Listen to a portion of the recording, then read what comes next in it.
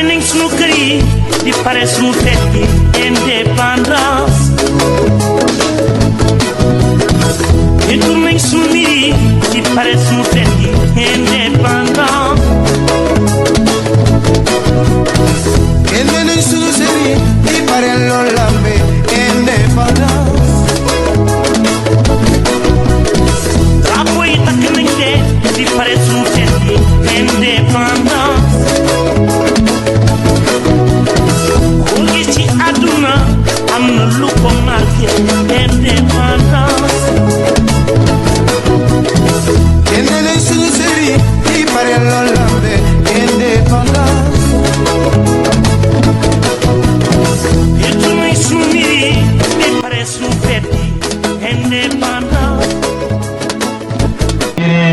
ñaanu imam bi vraiment ñaan gi am na solo di ñaan yàlla suñu borom yàlla nangu ñaan gi ak témoignage bi nga xam tey def na ko léegi mu nekk ñoo xam ne tey li ñu wax rek loolu lu am la parce que fekkee nañ te yàgg nañu teewee mais aussi dañuy bëgg def benn présentation bi ñu présenté gan yi xam ne tey ñoom lañ am kenn ku nekk ñi présenté la ngir ñi xam ne tey ñoo toog fii ñi xam leen xàmme leen ak aussi ñi ràññee leen parce que boo amee gan amaana ñoo xam ne xam ne leen mais am ñoo xam ne xamuñ leen et kon da ci baax ñi présenté leen ñi xam ne tey xamul leen ñi xam ne kii kat mooy kii mooy kii te vraiment gan yi amaana lañ am dañuy wax ne tey ñii ñi am nii tey amul ñu leen ëpp amul ñu leen gën parce que bañ soxlaawee ak lañ soxla bañ leen wooyee lañ xam ne tey moo doon soxla dañ ne ko nangul kon ñun tey amul yeneen gar yu gën a fort gan yi kon lépp lu xam te war na ci ñoom rek ñoom incha allah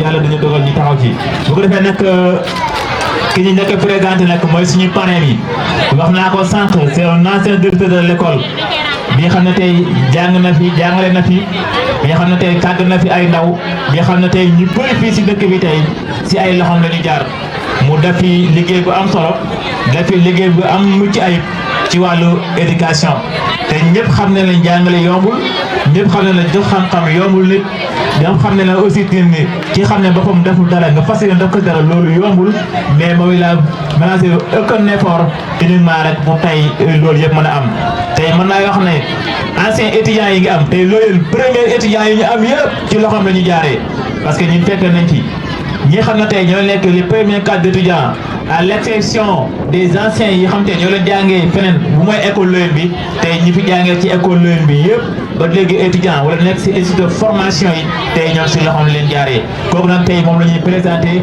muy kan muy monsieur Sambou Gueye vraiment ñu bëgg moo jox ko taxal résultat loo xam ñu xam ne ko baax ñu tàcc ko bu baax a baax a baax a baax. voilà ndeysaan loolu tàcc leen ko bu baax applaudissez très fort. voilà très cher directeur monsieur Gueye. mu nekk monsieur Gueye waaye nag aussi Wolof Njaay day wax ne saa sooy dem nag faaw nga yóbbaale sa xarit wala nga yóbbaale sa doom lay wala nga yóbbaale sa gàngoor goo xam ne vraiment ñooy àndat moo tax ci kanamam ñu ngi si gis koo xam ne vraiment moom tamit mën naa am lu wax ci moom parce que ba may jàngee mel na sa wax moom fekk naa fa mu nekk benn surveillant mu leen surveiller foofu noonu mais aussi di fi def liggéey bu am solo yoo xam ne tey entre élèves et étudiants entre élèves ak professeur vraiment mu ci doon jouer rôle bu am solo dem na bu jafe-jafe amoon bokkal si ñoo xam ne tey ñoo doon apaiser la tension moo gënoon jege élèves yi par rapport les autres te loolu aussi am na lu ñu ci fekkee loolu aussi am nañu woon dem na ba bu ñu doon organiser li ci mel ni Fosco lu bëri loo xam ne tey vraiment daan na ko taxawee man mii di wax ak yow bu ñuy organiser suñu deuxième édition à Loyen am na discours boo xam ne tey dañu ko def moom mii moo ñu ko defaloon parce que man maa dem ci moom demandé ko de l'expérience pour mu aider ñu parce que am na li ñu bëgg a témoigner li ñu bëgg a wax vraiment mu ñëw jël temps yëpp adressé ñu benn discours bu am solo boo xam ne tey par rapport à notre tey ba mu nekk kooku nag vraiment su ma koy wax mooy kan monsieur Dialma mu nekk un surveillant et bibliothèque au niveau du lycée Médina Sabakh kon Dialma vraiment bëgg nañu nga jàpp tàcc bi si wax ñu la gis bu baax a baax. voilà moo nekk noonu kon nag vraiment mu nekk grand bu baax grand bu macha allah ku xam ne ñëpp ràññee nañ ko ci liggéey bu rafet boo xam ne mu ngi koy liggéey fii ci lycée Médina Sabakh. voilà bu ko defee aussi gis nañ keneen ci kanamam boo xam ne vraiment moom tamit c'est un grand monsieur bi xam ne tey dañu ko gis muy ànd ak ay nawleem di ànd ak ay noole enseignant kon bu ko defee moom tamit li ñu xam ci moom mooy baax li ñu xam mooy aussi mooy souriant li ñu xam aussi ci moom mooy accueillant mu nekk monsieur Tamsir Seck mu nekk un enseignant kon monsieur Tamsir Seck vraiment ñu ngi lay sàkk sa teewaay ngi gis lu vraiment ñu tàcc ko bu baax a baax a baax vraiment parce que moom xaw naa ko miin parce que bu ko gis mi ànd ak monsieur Abdou Souley daan ñëw kër ga ñu daan toog vraiment yooyu bokkoon na ci lu bëri loo xam ne tey moo taxoon vraiment moom miin ko voilà kon monsieur Seck suñu la soxla bienvenue waaye aussi ñu am keneen à côté koo xam ne vraiment duñ ko fàtte di ko wax parce que c'est un grand monsieur donc ki xam ne tey lii am fii yëpp ci Loyenne bokk na ci ñu koy def waaye bokk na ci aussi ñu ñuy motiver bokk nañu si suñuy encadré ba lii mën a am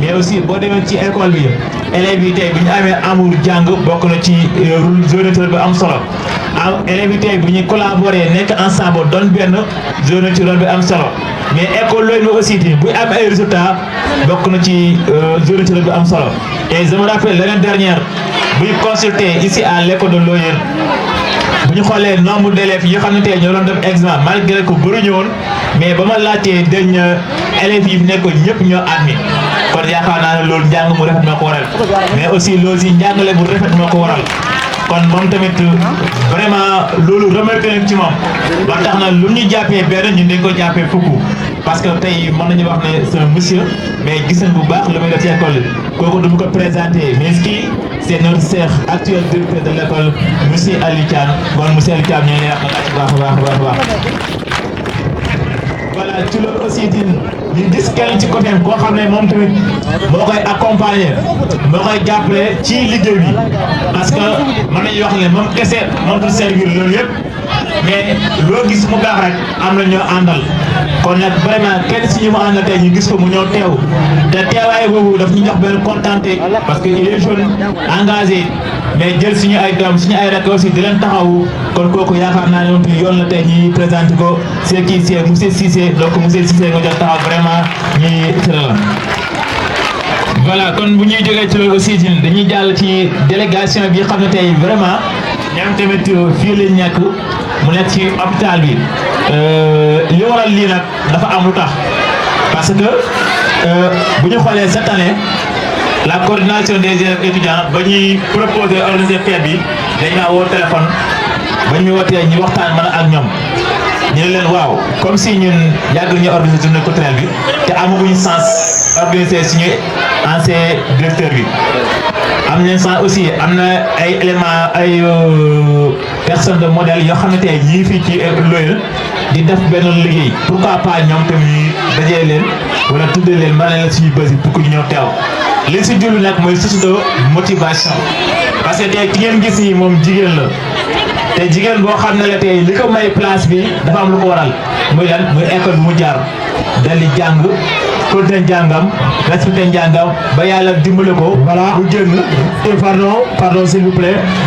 Chers amis, je vous demande solennellement d'accueillir notre grand frère, notre oncle, monsieur Iliman Ndiaye, s'il vous plaît, monsieur Mamadou Ndiaye. Chers amis, s'il vous plaît, merci de les accueillir, s'il vous plaît. C'est notre grand frère, c'est notre oncle, monsieur Mamadou Ndiaye, ancien élève ici. Voilà, merci beaucoup. Ici à Loyenne. Sois la bienvenue, monsieur Ndiaye aussi. Et puis un moment aussi bokk na ci membre yu xamante ñoo copté coordination bi waaye aussi ti yaakaar naa ne xamante na ak ki muy nuyuwanteel parce que vraiment jaar na ci ay loxoom dañuy wax koo xam ne tey vraiment ñu bëri xam nañ ko surtout si jigéen ñi parce que bu ñu demee fële ngir seen wér moom lañ fiy fekk mu leen di taxaw bu am solo waaye aussi muy def liggéey bu mucc ayib parce que damay wax ne la santé avant tout d'abord te bu la yàlla dogalee tey nga am koo xam ne boo feebaree bu faj la kooku vraiment bu ñëwee war nga sargal kon nag tey dañuy présenté kii ñuy wajoo muy madame Ami Collé Thiam mu nekk sage-femme l'école Loyenne fii si poste de santé Loyenne bi mu jot taxaw vraiment ñëpp gis ko vraiment kon nag madame Thiam moo nekk noonu ñu tàcc ko bu baax vraiment amul lu téléphone xanaa gars yi dañoo xiif dégg ma loxo xanaa dañoo xiif nag voilà kon nag dañu continuer aussi ñi am keneen koo xam ne dañ koy woo moom tamit vraiment ñu présenté ko yaakaar nañu xam ne ko muy Mame Ndoumbé Lo moom tamit Mame Ndoumbé Lo mu siiti na am na kenn ku mu àndaat ñoo xam ne si délégation bi lañ bokk muy madame Anta Thioye kon madame Anta Thioye vraiment nga jóg taxaw sa loxo ñu yëg seen la tàcc leen bu baax tàcc leen bu baax waaye aussi tamit mu ngi accompagné ak ki ñuy wax Aïda Ndaw aussi tamit vraiment nga jóg sa loxo vraiment ñu gis la tàcc leen bu baax vraiment waaye aussi tamit ñu ngi ànd ak keneen ku ñuy wax Ndiémé Ndiaye aussi tamit ñu ngi vraiment ñu ngi tax sa loxo vraiment tàcc leen ko bu baax moom tamit. Voilà donc loolu moo nekk délégation bi xam ne tey mu ngi ànd madame la marraine bi xam ne tey moom leen dayalee bés bi. waaye aussi tamit mu ngi ànd ak ki ñuy wax Aïda Ndiaye aussi tamit nga yëkkati sa loxo ñu gis la tàcc leen Aïda Ndiaye bu baax a baax ah comme ab njëriñ la. voilà aussi mu ngi accompagné aussi ak Amina Ndaw aussi nga yëkkati sa loxo ñu gis la Amina Ndaw tàcc leen Amina Ndaw bu baax a baax. waaye aussi di mu ngi accompagné aussi que par ak kii Bassine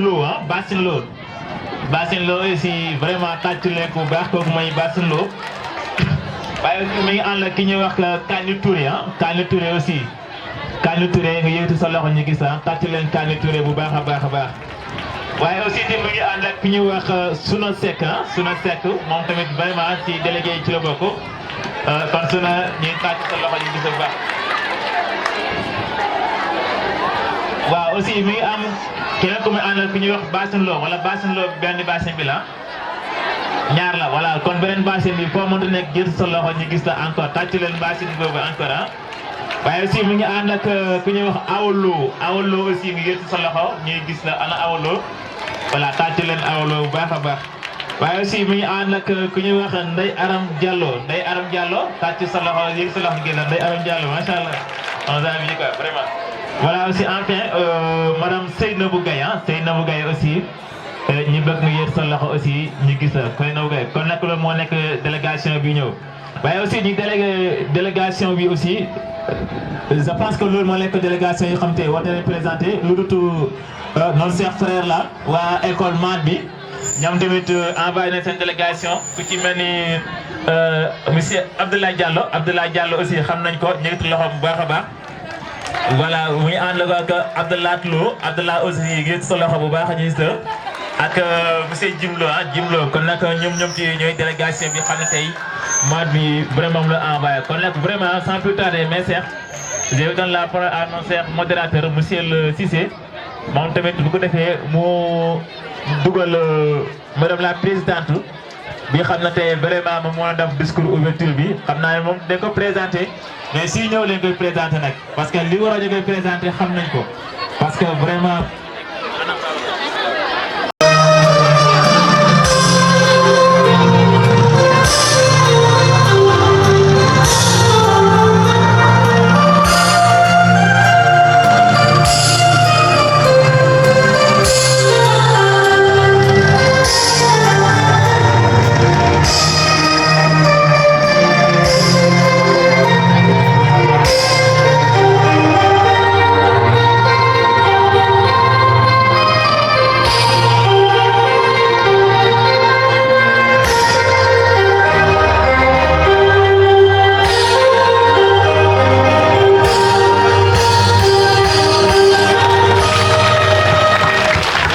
Merci beaucoup.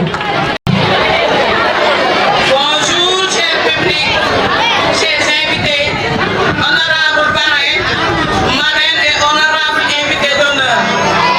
C'est avec un réel plaisir qu'on se tient devant cette auguste assemblée en tant que présidente du CCE de l'école élémentaire de Loyenne.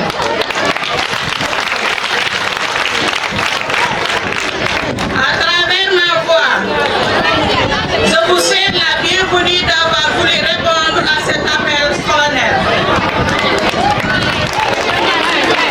Nous célébrons les journées culturelles organisées par nos enfants, nos futurs héros. Ainsi, nous ne pouvons que leur honorer de notre présence.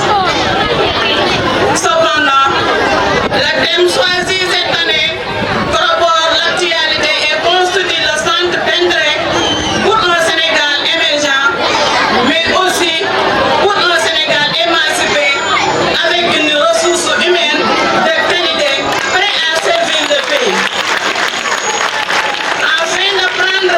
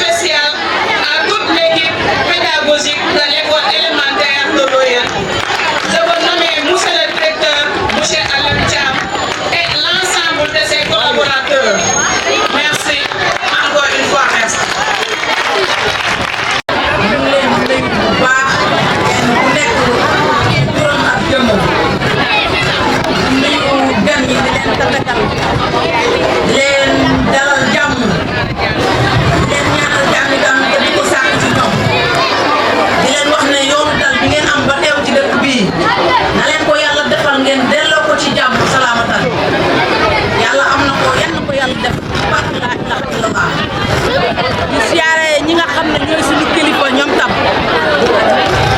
nekk ci jataay bi fii ñuy wax ne magi dëkk bi ñoom tam ñu leen di gërëm bu baax di leen sant di wax ne ñu ngi sargal suñu monsieur bi di monsieur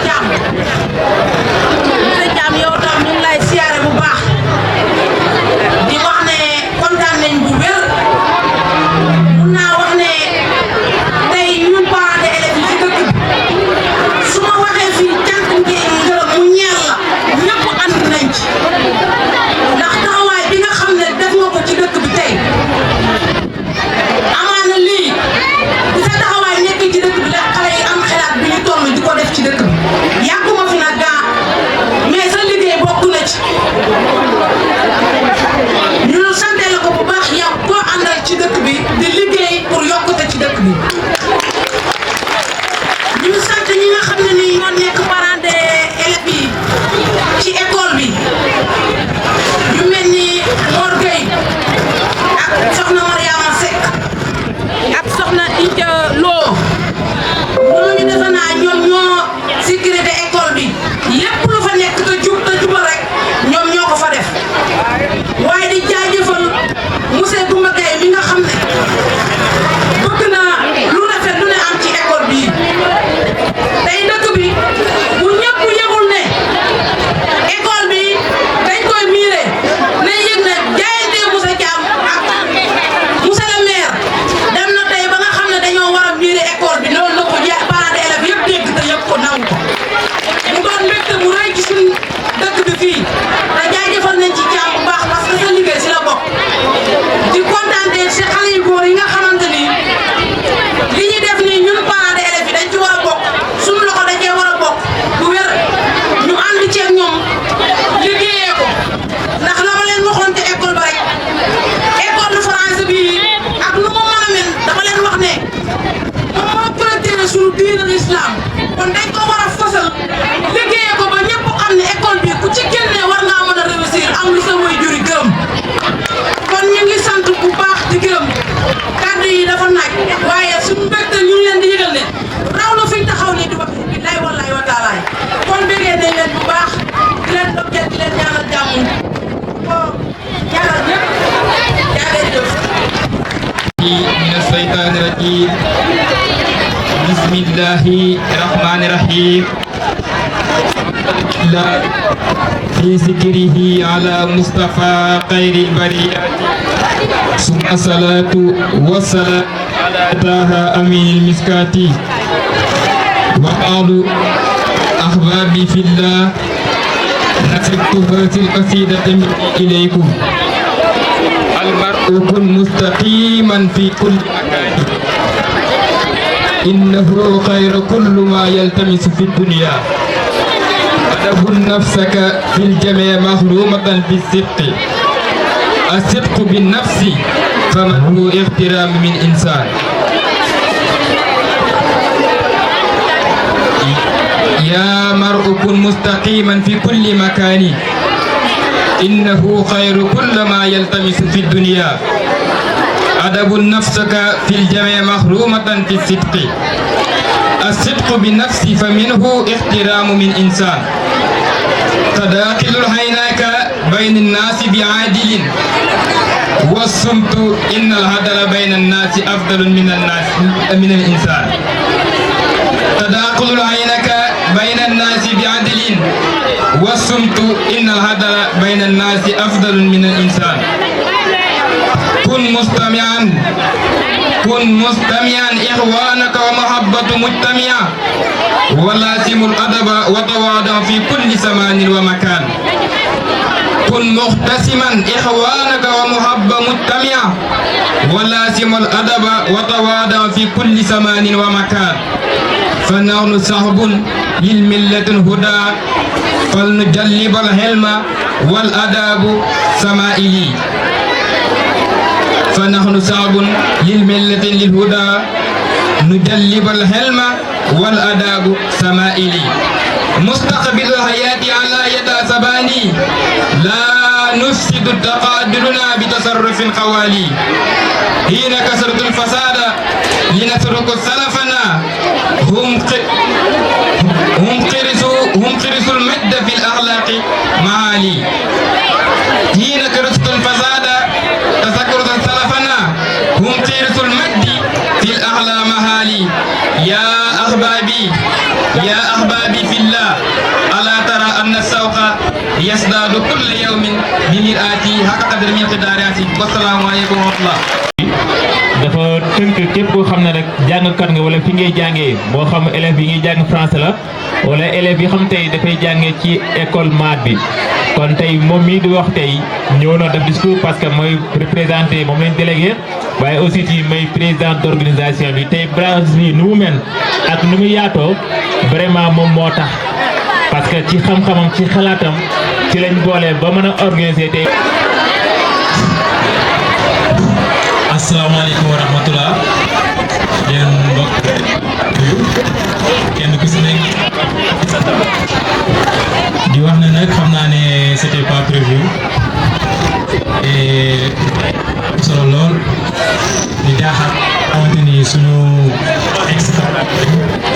muy des camarades étudiants et élèves donc mënuñu ñëw teew fii am occasion bi nekk ci bopp nga xamante ni sont des membres fondateurs di coordination bi yaakaar naa ni première réunion bi ñu koy def di ko xalaat j'ai été là-bas donc lii bu amee nga xam ne depuis sama voyage c'est ma première fois ma assisté ko donc maa ngi xam naa ne temps bi bëriwul mais même su nekkee benn 3 minutes sax dinaa ko jàkkaarloo bi nga xamante ni ñooy askanu Loy leen vraiment kontaan naa ndaxte mun naa ne ñu jëwul mu réer ñi nga xamante ne ñoo nekk si scène bi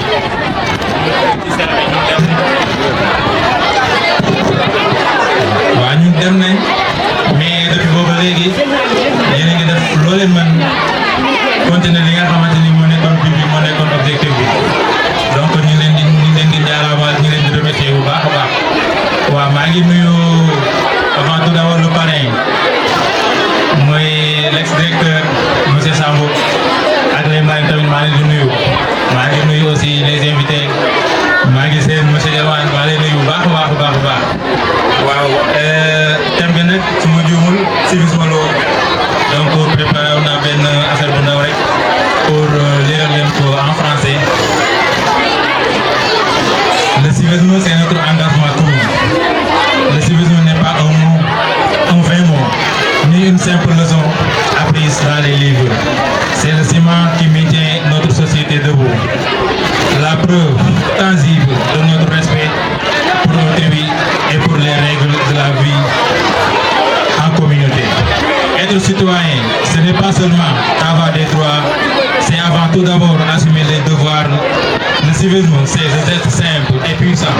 Ne pas jeter des ordures dans la rue, respecter le code de la route, protéger les biens publics et surtout faire preuve de solidarité envers nos voisins. Trop souvent, nous attendons des autres qu'ils agissent. Pourtant, le véritable civisme commence par la discipline personnelle. C'est de comprendre celle des autres, c'est de respecter les institutions qui nous protègent et les lois qui nous unissent. Face aux défis actuels, notre engagement à cultiver ces valeurs est indispensable. Chaque petit acte compte. En étant honnête, tolérant et respectueux, nous construisons une société plus paisible et plus forte pour nous-mêmes et pour les générations futures. Soyons des acteurs de la paix et essayons de vivre surtout ensemble. Gars yi lu mu loon ñaax la quoi vraiment am naa contentement bu baax a baax teew fii tey gis organisation bi ni mu jaar yoon daf may fàttali rek première cérémonie boo xam ne defoon nañ ko depuis création scène bi kon tey mun naa ne yokkute la avancement la en tant que doomu leen en tant que membre fondateur bu ñu ñëwee taxaw fii gis lu mel nii donc ñu ngor duñu may ñu toog fee sans pour autant ñu kaas ñu sànni ci ay cadeau donc maa leen di remercier bu baax a baax pour ne pas monopoliser la parole xam naa ne temps bi amul. C'est avec une immense joie et une profonde émotion que je prends la parole aujourd'hui en tant que marraine de cette magnifique journée culturelle. Je tiens tout d'abord à adresser mes sincères félicitations à la coordination des élèves et étudiants de l'OIM pour cette belle initiative. Organiser une journée culturelle, c'est bien plus qu'un simple moment de divertissement, c'est un acte éducatif fort, un espace de transmission de valeurs et un moment de valorisation de notre identité. Chers élèves, vous êtes au cœur de cette célébration à travers les chants, les danses, les sketchs et les expositions que vous allez présenter. Vous montrez que l'école n'est pas seulement un lieu d'apprentissage académique, mais aussi un lieu de développement de vos talents, de votre créativité et de votre confiance en vous. Continuez à croire à vos capacités et à cultiver l'excellence dans tout ce que vous entreprenez.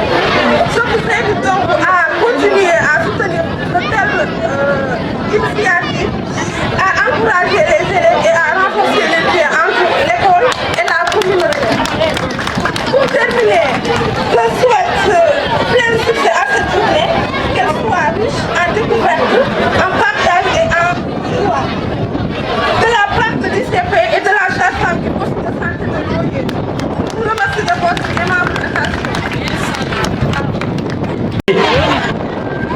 ñi bokk ci coordination des élèves et étudiants de l'ON ñoo ko defaral ki nga xamante ni mooy monsieur Thiam, monsieur Aliou Thiam, le directeur de l'école élémentaire de l'ON. Vraiment. Ouais, s'il vous plaît. Vous voyez qu'on dit me regarder la place.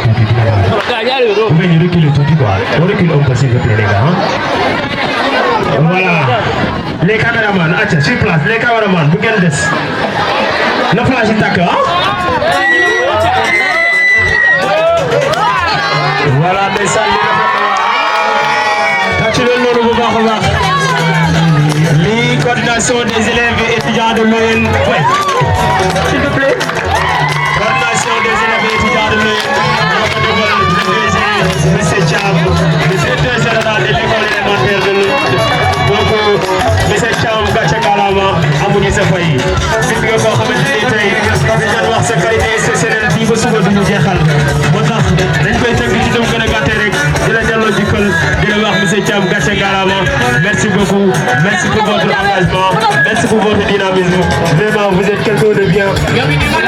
Donc, s'il vous plaît les gars, regagnons à nos places. Allô. Assalamu alaikum wa rahmatullah. Monsieur le chef de village, monsieur l'imam de la mosquée de l'ON, monsieur le parrain, mesdames les marraines, honorables invités, chers notables du village, chers collègues et collaborateurs, Madame la présidente du CGE de l'école élémentaire de l'ON, Monsieur le maire de la commune de Ngayen Saba, bonjour. Alors, c'est quand même avec un plaisir immense que nous nous réunissons aujourd'hui à l'ON pour célébrer les journées culturelles de l'amicale des élèves et étudiants. Je ne manquerai de montrer mon contentement, ma satisfaction et l'honneur dont vous faites à mon endroit aujourd'hui. On m'avait proposé de faire une conférence sur le thème le civisme aux dépens de la citoyenneté. Mais je pense que le cadre n'est pas très approprié pour nous permettre de faire une conférence qui répondrait à son nom. Chemin faisant, je ne pourrais que faire un discours. Parce que la différence entre ce discours et une conférence serait à l'endroit donc des commentaires et peut-être même des questions-réponses aussi. Alors donc je m'en vais lire mon discours sur la citoyenneté aux dépens du civisme ou bien le civisme aux dépens de la citoyenneté. La citoyenneté et le civisme sont les piliers de la cohésion sociale et du vivre ensemble. La citoyenneté garantit des droits et impose des devoirs au sein de la communauté.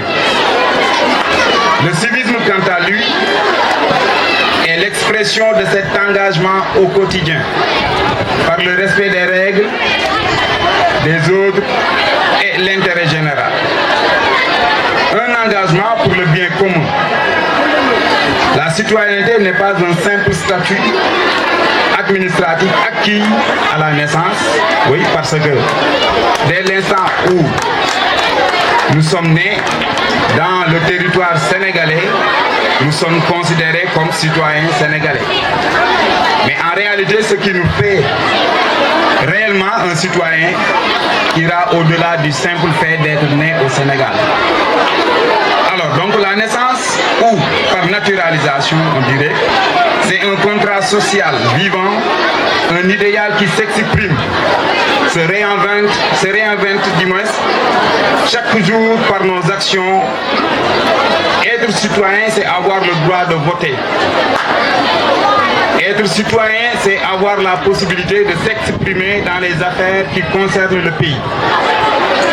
Être citoyen, c'est se bénéficier de la protection de l'État, mais surtout accepter la responsabilité de participer à la vie de la nation tout entière. Cependant, la citoyenneté sans civisme reste une notion abstraite. Le civisme est la citoyenneté vécue. Il est l'expression de la citoyenneté dans toutes ses formes. Il est la conscience de son rôle dans la communauté.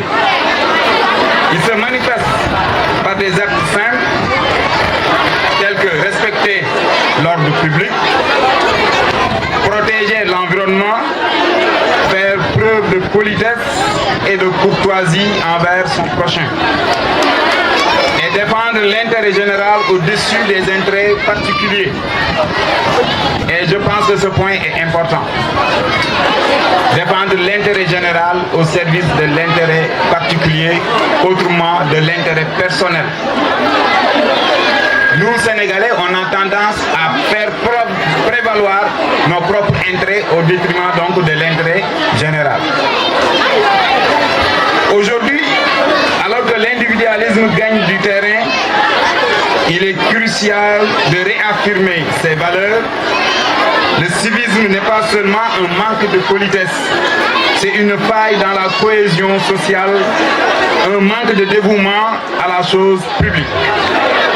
Lorsque nous négligeons les règles de vie commune, c'est la nation entière qui se fragilise. Et ça, je pense que les Sénégalais en sont tous témoins. La citoyenneté, c'est aussi un engagement patriotique qui nous appelle à la solidarité et à la tolérance. C'est comprendre que notre liberté s'arrête là où commence celle des autres.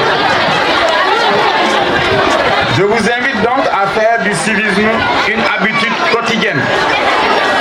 Cultivons cet amour des choses publiques, ce respect mutuel qui fait de nous des citoyens éclairés et responsables. Construisons ensemble une société plus résiliente, unie et fraternelle.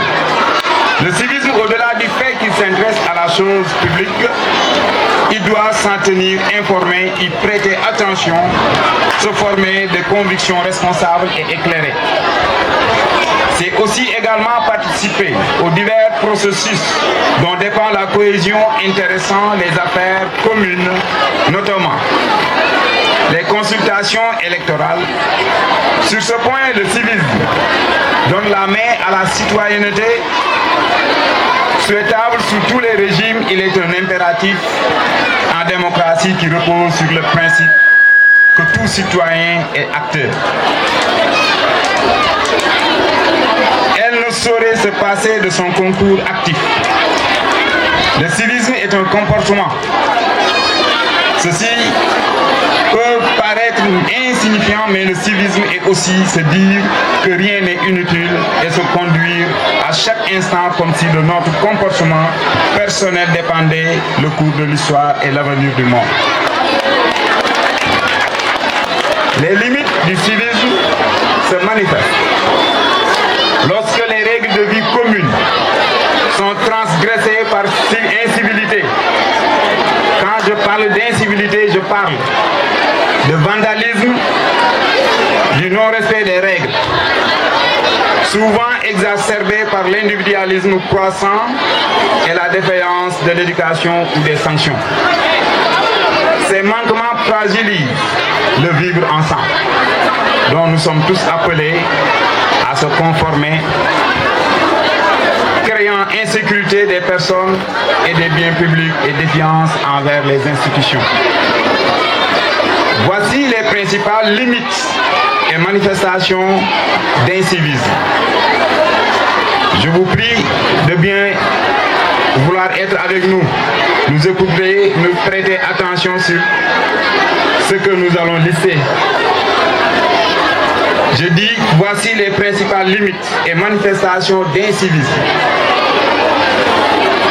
Individualisme et repli sur soi. Le manque de civisme est souvent lié à une société où les intérêts personnels priment sur l'intérêt général. L'affaire de tout le monde doit primer sur mes affaires personnelles. L'affaire de l'OIN, de la communauté l'OIN, doit primer sur mes affaires personnelles. Les édifices publics qui se trouvent dans le village de l'OIN doivent primer sur ma propre personne. L'école élémentaire de l'OIN, la mosquée de l'OIN, l'école MAD de l'OIN, sa préservation dépend donc des fils de l'OIN. Ça, c'est le premier point. Le deuxième point, c'est l'incivilité quotidienne. Elles vont de l'impolitesse au vandalisme, en passant par le non-respect des règles de voisinage, la saleté dans les lieux publics et les incivilités dans les transports. Pour extrapoler de manière un peu plus large, on va sortir du cadre de notre territoire qui nous concerne. Mais même dans le transport, l'incivilité fait son règne. Troisième point, faiblesse institutionnelle. Une tolérance excessive ou manque d'autorité peut encourager l'incivisme. L'intolérance, c'est quoi? C'est ce dont nous avons tous l'habitude souvent. Parce que l'autre est mon voisin, il commet des actes d'incivisme. Au lieu de dénoncer cet autre, on ne le fait pas par le simple prétexte que c'est un voisin. En le faisant, nous sommes en train de détruire notre cadre social. Si tu n'as pas la possibilité ou bien le courage de le décrier, au moins va le voir et de lui en parler, autrement de lui faire une sensibilisation. L'autre point, c'est la conséquence négative. Ces comportements augmentent le sentiment d'insécurité. Mise en cadre de vie et ont un coût financier humain important. Partout où l'incivisme règne, moi je dirais que dans ce lieu, rien ne pourra prospérer. Éducation et valeur. Éducation et valeur interpellent à la fois l'éducateur qui est l'enseignant, l'instituteur, le professeur, mais aussi ça inclut le parent à la maison.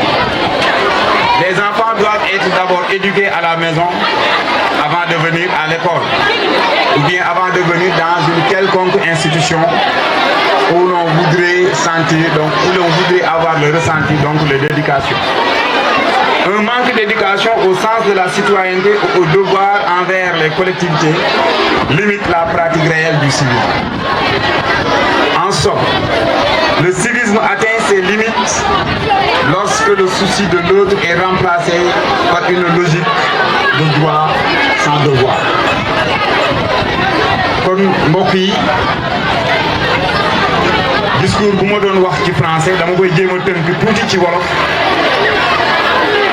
Thème bu nga xam ne moom la ndaw yi tey tànn pour waxtaanee ko ci dëkk bi man dama gëm ne tànnuñ ko rek parce que dañ ko bëgg a tànn mais dañ ko tànn parce que jafe-jafe la boo xamante ni dañ koy dund ci suñu biir kër dañ koy dund ci biir koñ bi dañ koy dund ci biir école yi dañ koy dund ci biir oto yi ñuy tukkee waaye aussi dañ koy dund ci suñu jëflante ak suñu moroomu doomu aadama ndaxte umpule wu leen ne lu ñuy tuddee citoyen kenn ku ne ci ñun ndëm Sénégal nga juddoo rek citoyen sénégalais waaw léegi nag citoyen bi moom dafa am lu ko war xale yi tontu leen ko ci laaj yu ñu doon laaj ci génie en herbe bi Seydou bu sax moo ko tontu la citoyenneté c'est des devoirs et des droits ñun dañoo am habitude di laaj sunu àq ak sunu yelleef waaye nit saa yu laajee àq ak yelleefam moom it war na xool lan la war a defal askan war na xool lan la war a defal fa mu bokk war na xool lan moo war a nekk jëflanteem ak moromu doomu aadama war na xool lan moo war a nekk jëflanteem ak bërëb yu nga xamante ni nit ñi ñoo ko bokk donc loolu bu ñëwee moom mooy waral ñu ne yow sa citoyenneté kat am na sens mais bu dul loolu ñëpp mun nañ taxaw réclamer ne ñun ñëpp ay citoyen de mais bu loolu amul jàppal ne yow yaa xar mi sorewu lañ ndaxte moom it fii la juddoo Sénégal bëy bi fii la juddoo Sénégal mais moom yoonam nekkul ci cadre de vie bu ñu war a entretenir kon suñ différence lan moo koy def moom mooy le civisme. civisme boobu dafa am lu bëri lu koy sooxeel bu ñëwee suñu biir bokk na lu ñuy wax balaa may saytu lu ñëpp bokk ma ne bàyyil man ñàkkuma fayda damay saytu lu nga xam ne man maa ko moomal sama bopp. léegi ci misaal rek kenn ku ci ne bu jàppee woon mbir mi noonu kenn ku ci ne jàppee mbir mi noonu tey ñu fi deew ñëpp kenn ku ci nekk am nga soxla boo waroon a mën a dem joxe mais tey kenn ku ci ne da nga bàyyi say soxla ñu ñëw dajee lii ñu dajee ñëpp ñoo ko bokk te lii ñu dajee kenn ku ci ne daf ci def ñaqam ñii def ci seen xam-xam ñii def ci seen doole. Sàmm Tekrak kon vraiment mu nekk li xam ne tey am na solo. parce que civisme bi ñu ko waxee li mu ëmb dafa bëri bokk na ci la corruption bi bokk na aussi di respect des lois et des règles mais bokk na ci aussi de défendre les biens publics mais bokk na aussi ñu mën a am la collaboration parfaite bi xam ne tey population bi ñu koy dund. kon tey vraiment mu nekk thème bu extraordinaire boo xam ne tey vraiment indi nañ ko te incha allah am na si ñoo xam ne tey.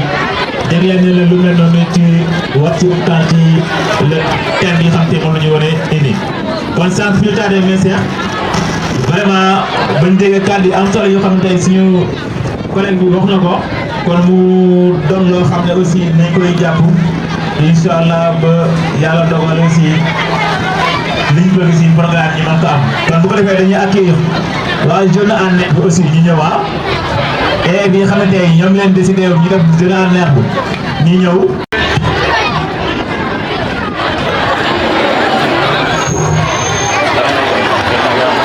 Monsieur le chef du village, monsieur le maire, honorables invités, chers enseignants, chers élèves et étudiants, mesdames et messieurs, je vous salue respectueusement. Aujourd'hui, nous nous réunissons autour d'un thème crucial, le civisme. Dans un monde où certaines preuves semblent se dégrader,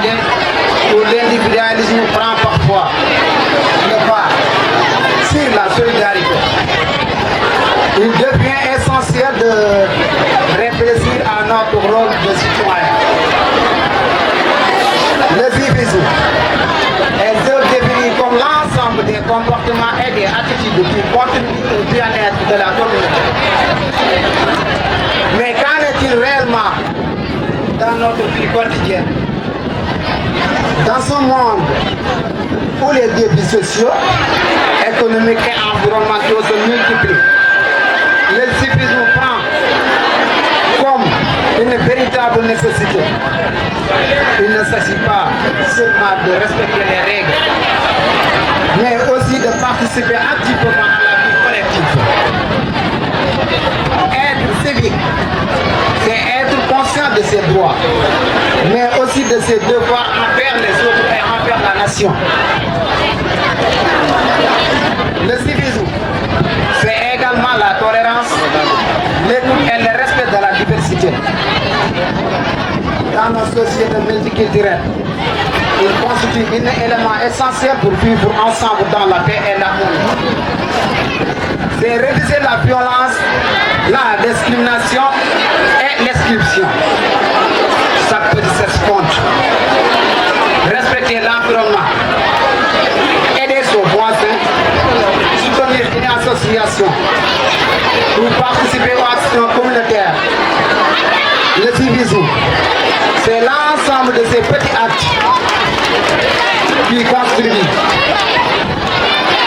nous bout à bout pour produire de grands changements dans nos sociétés.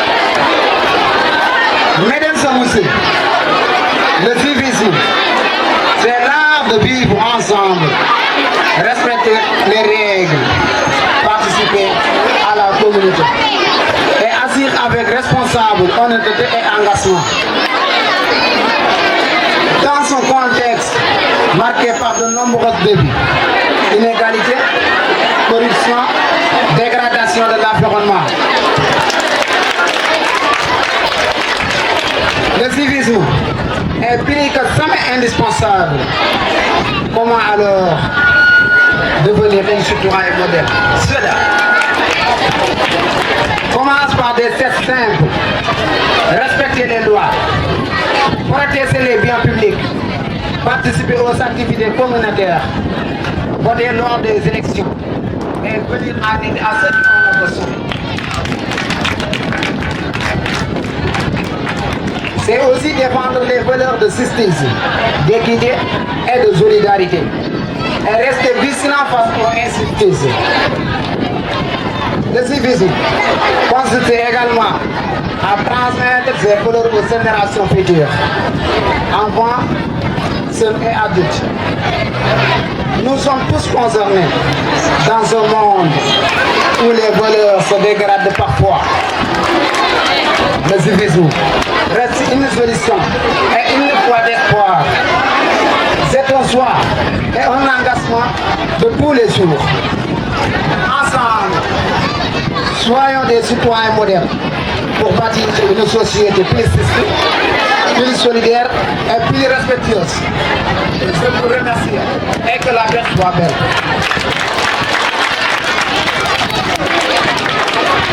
Bale nañ sunu kër yi di pare sunu fête yi